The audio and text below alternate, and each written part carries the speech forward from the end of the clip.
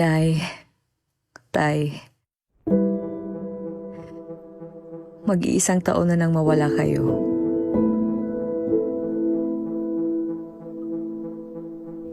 Wala nang sasakit sa pagkawala ninyo.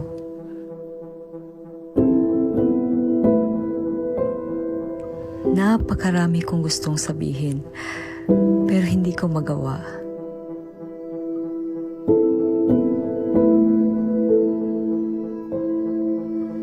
Habang tumatagal na wala na kayo, mas lalong lumalalim yung sakit. Hindi sana kayo mawawala kung di nahulog sa pinggit yung bus na sinakyan niyo.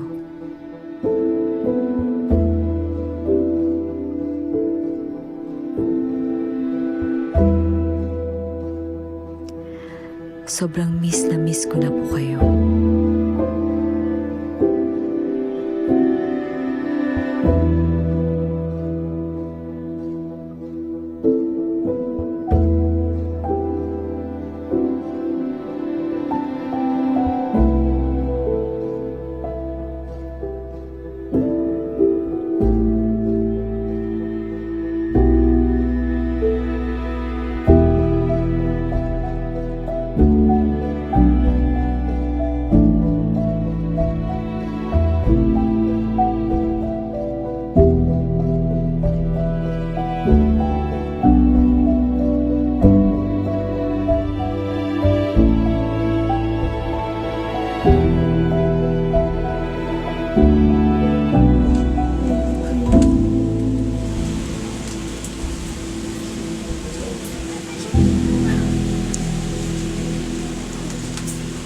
Eh?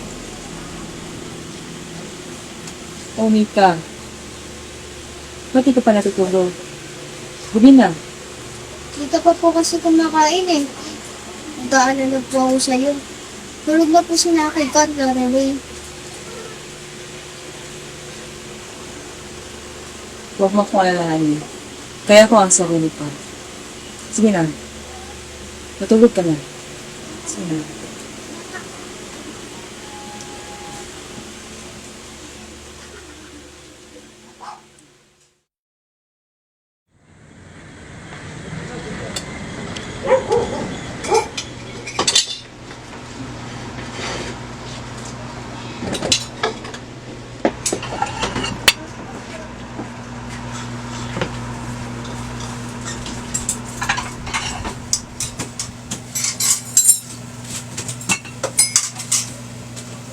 Ba't di niyo pag inigising yung ate niyo? Lorelei, tawagin mo ate mo sa kwarto. Kain na tayo. Tagay na ka. Gising ka na dyan. Kakain na tayo. Tama na. Ate, kain na po tayo. Pinapatawag ka na po ni Tia. Wala akong gana. Ayun na lang. Magagalit po si Tia. Tara na po, ate.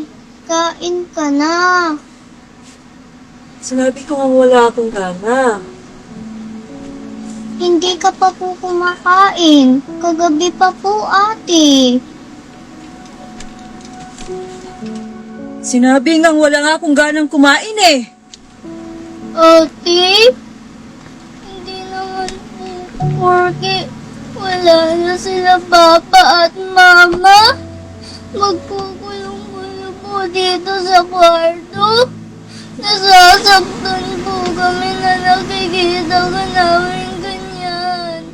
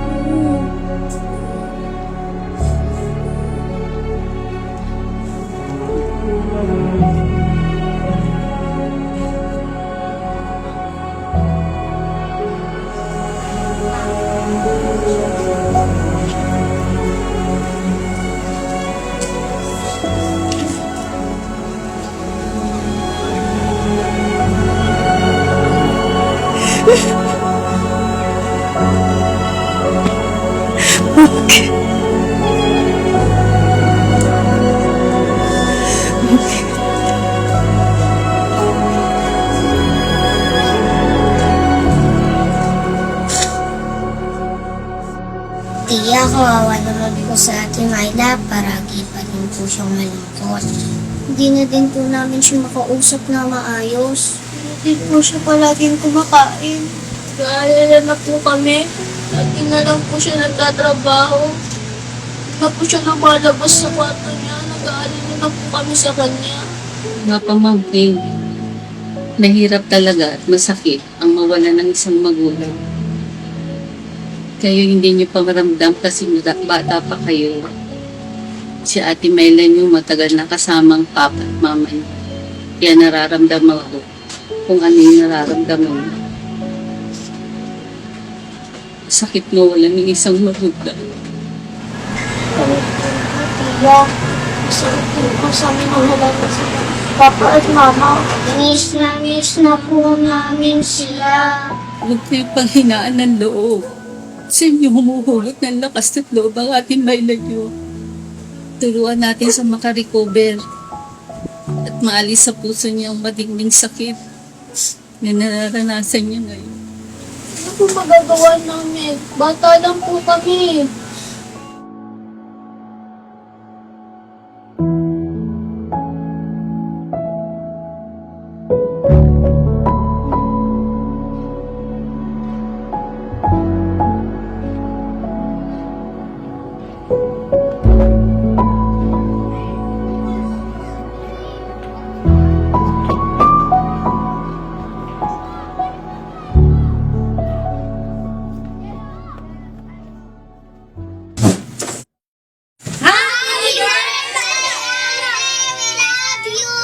Happy birthday to you. Oh.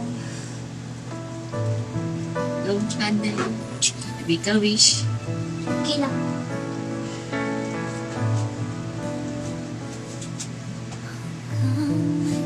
Yay!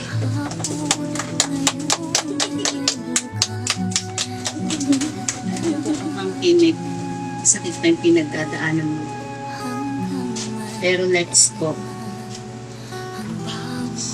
Kayo mga kapatid mo humuhugot ng lakas. Iisipin mo sila. Sa'yo siya hinabiling sa'yo ng mga kaya patuloy mo mabuhay para sa sarili at sa mga kapatid mo, para sa kinabukasan nila. Hindi nabiling sa'yo ng magulang, huwag mong papabayaan ang mga kapatid mo.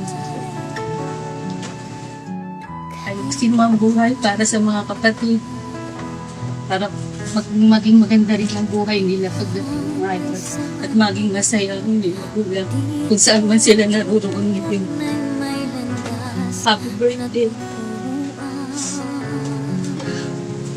Thank you.